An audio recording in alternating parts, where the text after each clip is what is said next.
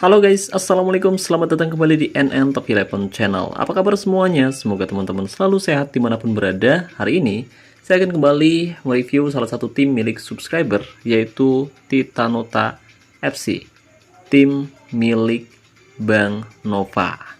Ya, udah lama banget kita nggak masuk ke sesi review. Terakhir kali pas lagi live streaming beberapa bulan yang lalu ya guys ya. Jadi udah cukup lama, dan kali ini kita akan kembali mereview tim, tapi kali ini nggak live streaming karena ya sinyal di sini jelek. Dan tadi sebenarnya mau live streaming guys, tapi sinyalnya error, wifi-nya error, padahal kita udah bayar ya tiap bulan, tapi sayang banget kita nggak bisa pakai buat live streaming guys. Jadi mungkin bulan depan wifi-nya bakal kita cabut aja. Kita pakai wifi biasa aja yang sering saya banting-banting tiap kali sinyalnya jelek. Oke. Jadi ini adalah tim milik Bang Nova, yaitu Titanota FC, di mana mereka punya OVR 121,3, dan besok, hari ini ternyata, hari ini tim milik Bang Nova akan menghadapi Villa FC yang punya OVR jauh lebih tinggi. Mereka punya VR 136,8, tapi di laga asosiasi ya guys ya. Soalnya untuk laga Final Cup sendiri, Titanota FC baru aja tumbang ketika menghadapi Besiktas DK dengan skor tipis 4-3. Padahal sempat unggul 3-2 di menit ke-52, tapi sayangnya tim lawan berhasil menyamakan kedudukan di menit ke-87, dan setelah itu pertandingan lanjut ke babak extra time. Tapi sayang banget di menit ke-115 tim lawan berhasil nyetak gol dan menutup kemenangan dengan skor 4-3, yang membuat Titanota FC harus puas gagal meraih gelar juara. Ya, ternyata bukan tim saya doang Pak yang gagal. Karena tim saya juga tadi ya baru aja gagal ketika ditaklukkan oleh tim asal Romania dengan skor telak 5-2, padahal sempat unggul di babak pertama dengan skor 2-0, tapi entah kenapa tiba-tiba di babak kedua tim saya mendadak jadi blow on. Dan jujur saya emosi banget guys. Oh ya, kalau teman-teman sendiri gimana nih pencapaian timnya musim ini? Udah sukses meraih gelar juara cup atau baru aja tumbang? Coba ceritain pengalaman kalian di kolom komentar video ini. Nanti seperti biasa, saya bakal balas satu persatu komentar dari teman-teman semua. Oke, jadi ini adalah tim yang bakal kita review, Titanota FC, di mana saat ini Titanota FC, seperti yang kita bahas tadi, mereka baru aja gagal di kompetisi cup. Tapi meskipun begitu, Titanota FC, tim milik Bang Nova, saat ini duduk di puncak klasemen dengan raihan 54 poin, dengan catatan yang sangat mengesankan. Total timnya Bang Nova berhasil meraih 18 kemenangan dari 18 pertandingan, mengemas 135 gol dan belum kebobolan sama sekali. Jadi performanya benar-benar bagus ya guys ya. Ya, lawannya memang nggak terlalu berat di liga, sementara di cup tadi kita udah bahas bahwa timnya tumbang. Kemudian di Liga Elite, timnya Bang Nova saat ini berhasil melaju ke babak 16 besar, dan di leg pertama Titanota FC berhasil mengalahkan Fenerbahce dengan skor telak 9-0 karena lawan yang dihadapi memang belum terlalu kuat. Sementara untuk tim-tim lain kita lihat ada Sam FC, Khalid FC, dan beberapa tim lain juga siap untuk bersaing di kompetisi Liga Elite musim ini. Kita masih belum tahu pasti, dan semoga kita harap timnya Bang Nova bisa meraih gelar juara musim ini guys. Oke. Dan saya harap bukan hanya timnya Bang Nova aja, tapi tim yang teman-teman kelola ya guys ya, khususnya buat teman-teman yang nonton video ini. Dan untuk formasinya sendiri, Bang Nova menerapkan formasi 4-2-1-3, di mana untuk kesebelasannya sendiri kita bisa lihat Bang Nova punya beberapa pemain dengan kualitas bintang 6 ya di line up utama, dan beberapa pemain dengan kualitas bintang 7. Dan hal ini bikin skuad Bang Nova jadi nggak balance atau nggak seimbang. Apalagi jika kita perhatikan dari segi formasinya sendiri, Bang Nova menerapkan formasi yang cukup unik. Total di sini ada 3 penyerang di depan, tapi posisi terbaiknya itu striker guys. Nah, hal ini bikin kesebelasan Bang Nova jadi kurang stabil nggak sih? Kalau menurut pengalaman saya pribadi, biasanya gitu. Kalau kita nempatin penyerang yang posisi terbaiknya itu striker, biasanya permainannya jadi kurang begitu bagus. Apalagi di laga-laga penting ketika menghadapi tim yang cukup kuat.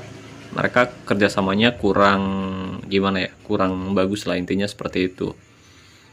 Di sini tidak ada penyerang sayap dari Titanota FC ya guys ya. Jadi untuk formasinya 4-2-1-3, tapi uniknya di sini Bang Nova menempatkan satu gelandang tengah, satu gelandang kiri. Tidak ada gelandang kanan dan juga tidak ada penyerang sayap kanan. Jadi ada 3 penyerang yang semuanya punya posisi asli itu striker. Ada Siqueira, dia juga striker tapi untuk gaya mainnya yang ngance.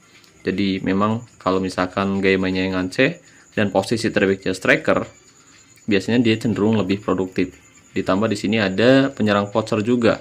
Dia juga penyerang produktif dan di sampingnya di sini ada penyerang tanpa gaya main. Dia juga produktif. Jadi ketika menghadapi tim kuat, mereka bakal berebut gol. Bahkan si penyerang sayap yang ditempatin Bang Nova juga cenderung produktif, Pak. Ini unik ya guys ya. Ya memang ketika menghadapi tim-tim yang mungkin agak lemah, mereka bakal kelihatan bagus banget dan penampilannya wah. Tapi ketika menghadapi tim kuat seperti di babak final cup, mereka gak kelihatan gimana ya, gak kelihatan bagus lah. Sementara di tengah juga di sini Bang Nova hanya menempatkan satu pemain tengah. Jadi ketika lawan menempatkan banyak pemain tengah, di sini mereka bakal kesulitan untuk bisa menjaga penguasaan bola dengan baik. Apalagi kalau misalkan lawan punya kreativitas yang bagus, wah biasanya mereka bakal kesulitan untuk bisa menjaga dan merebut penguasaan bola lawan guys. Oke, kemudian untuk penempatan backnya juga di sini maju banget ya guys ya, maju banget. Penempatan backnya juga maju banget di sini, penempatan posisinya ditarik ke depan, begitupun dengan back sayap yang ditempatkan. Kalau misalkan di game apa ya, DML mungkin kali. Kalau sekarang nggak ada DML, tapi di sini jaraknya bentar sejajar ya dengan posisi DMC, jadi mungkin bisa disebut sebagai DML, defense midfielder left. Tapi karena nggak ada posisi tersebut, ini adalah hidden posisi di game Top 11 yang mungkin teman-teman jarang tahu. Kalau dulu mah ada DML kalau nggak salah, kalau sekarang nggak ada, adanya DMC. Oke, ini untuk formasinya sendiri nggak seimbang. Kalau bisa mungkin lebih baik tempatin 2 MC kayak gini. Kalau ada, kita akan coba kasih rekomendasi formasi buat Bang Nova. Ya, anggap aja sebentar. Oke, kita kasih rekomendasi formasi. Mungkin kita tempatin Simone aja guys. Kita tempatin Simone. Nah kalau bisa mungkin si back tengah ini ditarik ke belakang. Tapi yang unik lagi, si Mendes ini posisi terbaiknya di MC ya guys ya. Jadi itu kenapa pas laga-laga penting ya, dia nggak bisa bertahan dengan cukup baik. Karena memang untuk posisi terbaiknya itu di MC, bukan DC murni, bukan back tengah murni. Ini sama kayak tim saya Pak. Saya punya lini serang yang bagus, tapi lini tengah dan juga lini belakang ini rapuh banget. Itu kenapa pas tadi di leg pertama babak 16 besar, di leg kedua kita nggak bisa ngimbangin tim lawan karena back tengah saya mainnya jelek banget Pak, sampai saya emosi asli buatnya. Oke, kita rekomendasiin formasi buat Bang Nova. Nah untuk formasinya mungkin saya rasa lebih baik kita tempatin satu striker ya guys ya, lebih baik. Tapi nanti si Siqueira ini performanya si Siqueira ini mungkin gaya mainnya nggak aktif, soalnya nggak ada pemain lain Pak. Oke, tidak ada pemain lain. Tapi ini nanti kita simpan aja, kalau misalkan nanti Bang Nova pengen pakai formasi yang sebelumnya juga tidak apa-apa. Ini kita simpan, mungkin bisa dipakai buat musim depan. Formasi 4-2-3-1. Formasi ini juga dulu pernah saya pakai di akun FC Buteng Junior ya guys ya, yang sekarang diganti namanya jadi SP Werder Bremen. Kita udah pakai formasi 4-2-3-1 cukup lama, dan sekarang kita beralih ke formasi 4-3-1-2 dan hasilnya lumayan sih, tapi udah tersingkir di cup. Waktu itu kita pakai formasi 4-1-4-1 kalau nggak salah, tapi karena saya jarang hadir jadi tim saya nggak bisa melaju jauh di kompetisi cup. Kita gagal di babak perempat final kalau nggak salah. Oke, saya rekomendasiin formasi buat Bang Nova. Nah, kalau misalkan pengen pakai formasi 4 back dan nempatin banyak menyerang, saya rasa lebih baik pakai formasi yang seperti ini, guys. Oke, anggap aja seperti ini ya, guys ya, si Putranto. Ini nanti tinggal untuk gaya mainnya tinggal disesuaikan aja. Nanti tinggal cari pemain lain. Ini anggap aja seperti ini, tidak apa-apa. Kita kasih mentalitas menyerang untuk 3 pemain, mungkin si Siguera, Putranto, sama si Kondi. Ini ketiganya punya posisi asli striker karena nggak ada opsi lain yang bintangnya tinggi. Jadi untuk sementara seperti ini dulu ya guys ya. Cuma gaya mainnya doang nih minusnya nggak aktif guys, minusnya gaya mainnya nggak aktif. Nah, untuk back tengah kita kasih mentalitas bertahan untuk 1 back tengah aja, karena si Mendes sendiri posisi terbaiknya di MC, jadi nggak usah dikasih mentalitas bertahan. Kemudian 2 wingback juga nggak usah, biar nanti dia bisa bantu serangan dan juga bisa bantu pertahanan guys. Ghostan, oke. Oh ini ML ya, MR juga nggak ada ya, MR juga nggak ada guys. Oh ini ada ding, satu si Luka. Nah tapi bentar. Atau sebenarnya bisa juga pakai formasi dengan skema 3 back juga bisa. Tapi saya rasa mungkin Bang Nova sukanya pakai 4 back. Karena untuk pemain-pemainnya sendiri kita lihat untuk kesebelasan Bang Nova sendiri memang punya skill yang lumayan bagus, meskipun nggak terlalu tinggi sih. Tapi dari segi performa bagus Pak. Cuma kalau misalkan lawannya memang punya OVR yang lebih tinggi dan skillnya jauh lebih bagus, ya susah juga Pak. Apalagi ketika squad kita nggak balance kayak gini. Kayak tadi, kalau sekarang udah balance. Tadi kan 9,1 ya, sekarang kita udah ubah, dan untuk keseimbangan timnya meningkat di angka 9,8. Tapi minusnya memang gaya mainnya jadi nggak aktif. Oke, AMR. Siapa lagi tengah? Si Jakovic sebenarnya bisa juga sih. Kalau misalkan Jakovic main kayak tadi, bisa nggak? Bentar, bakal turun nggak keseimbangannya? Oh, tetap sih. Tetap gaya main tetap, cuma tetap nggak seimbang di tengah. Soalnya si Jakovic sendiri biasanya bakal main melebar gitu guys. Jadi sangat berisiko. Dan minusnya kalau misalkan kita nempatin 1 MC ya, ketika lawan berhasil merebut bola di area tengah, dia bakal langsung berhadapan dengan back tengah kita guys. Jadi nggak ada penghalang lain ya guys ya. Sebenarnya enaknya kita nempatin 1 DMC sih. Mungkin bisa pakai formasi 4-1-2-3 freestyle biar lebih seimbang. Tapi karena nggak ada opsi, yaudah apa-apa. Untuk sementara kayak gini dulu guys. Nah di sini pemainnya juga sekarat.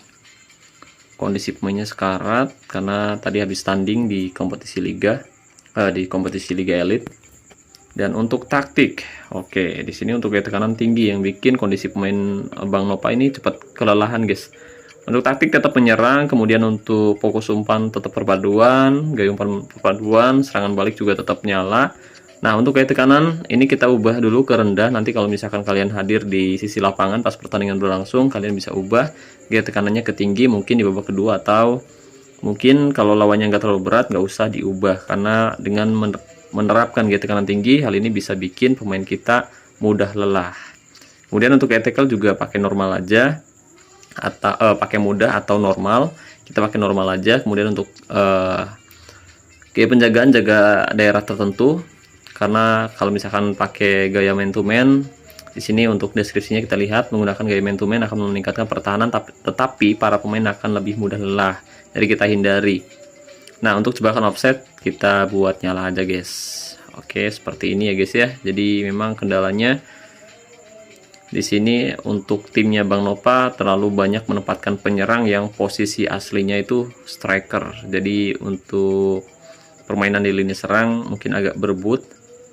Ini yang bikin tim kita sulit buat main bagus. Dan saya juga waktu itu pernah latmil timnya milik Bang Nicholas ya, itu bahkan 4 pemain 4 pemain depan milik Bang Nicholas itu posisi terbaiknya striker semua guys. Jadi meskipun udah saya latmil, tapi ketika menghadapi tim-tim kuat mereka bakal kesulitan, soalnya nggak ada yang benar-benar bisa ngatur tempo permainan, nggak ada yang bisa benar-benar ngasih assist gitu. Sulit kalau striker, soalnya cenderung lebih ingin mencetak gol daripada ngasih assist, dan itu terbukti dari catatan statistik timnya Bang Nova saat ini, di mana rata-rata pemain depan Bang Nova ini cenderung lebih produktif ya guys ya. Kalau di tim saya kan ada yang banyak banget cetak gol dan ada juga yang banyak banget ngasih assist, tapi untuk golnya sendiri mungkin lebih sedikit daripada si striker utama kita. Dan di sini juga sebenarnya ada si Putranto guys. Putranto dia sudah mengemas 74 gol, tapi untuk pemain-pemain lain di sini kita lihat rata-rata catatan golnya itu tinggi. Jadi si Putranto sampai saat ini belum mengemas 100 gol sama sekali guys. Dan ada juga beberapa pemain cadangan yang sebenarnya cukup produktif, seperti si Tumiwa ini juga dia cukup produktif meskipun usianya sudah 26 tahun ya guys ya. Dia cukup produktif dan musim ini sudah mengemas 27 gol dan 25 assist. Ini keren banget sih Tumiwa. Ada juga beberapa pemain lain, pemain muda yang potensial banget. Kita lihat si Goran Ivik. Dia sudah memberikan 12 gol dan dia sudah mencetak 12 gol dan 22 assist. Oke. Ya, itu dia. Dan untuk untuk skillnya sendiri ya, kita udah lihat tadi. Untuk penyerangnya sendiri memang rata-rata untuk skillnya di angka 130-140an, dan ini wajar sih soalnya kualitasnya bintang 7. Tapi kalau teman-teman yang udah sering main TAF 11 kualitas bintang 7 mungkin skillnya bisa 160 atau bahkan 180 pak. Bahkan ada juga pemain bintang 5 yang skillnya sampai 300. Tapi nggak ngejamin juga efektif sekarang. Nggak menjamin juga meskipun sebentar. Oh, saya pikir Israel, ternyata Argentina pak. Nah, ini juga cukup tinggi. Ini kebantu karena memang dia punya peningkatan tier ya guys ya, punya peningkat tier. Jadi atributnya meningkat plus 30.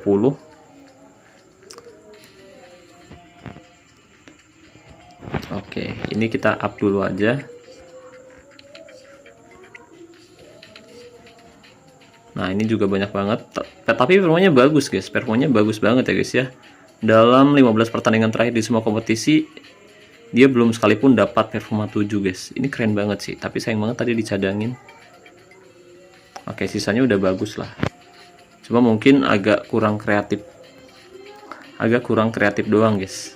Di area tengah, lini serang udah bagus. Lini belakang udah lumayan lah, segini udah lumayan. Untuk atributnya cukup seimbang, dan ada juga nih si Sarawut Samae ya, pemain asal Thailand.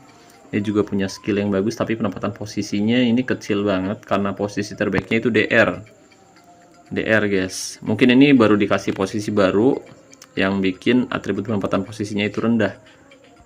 Si Putra juga sama, kita lihat penempatan posisinya kurang bagus, kekuatannya juga kurang begitu tinggi. Jadi ketika menghadapi striker yang punya kekuatan penempatan posisi dan sundulan yang bagus, dia bakal kesulitan untuk bisa menghentikan penyerang lawan guys. Nah, untuk kipernya lumayan lah, tapi di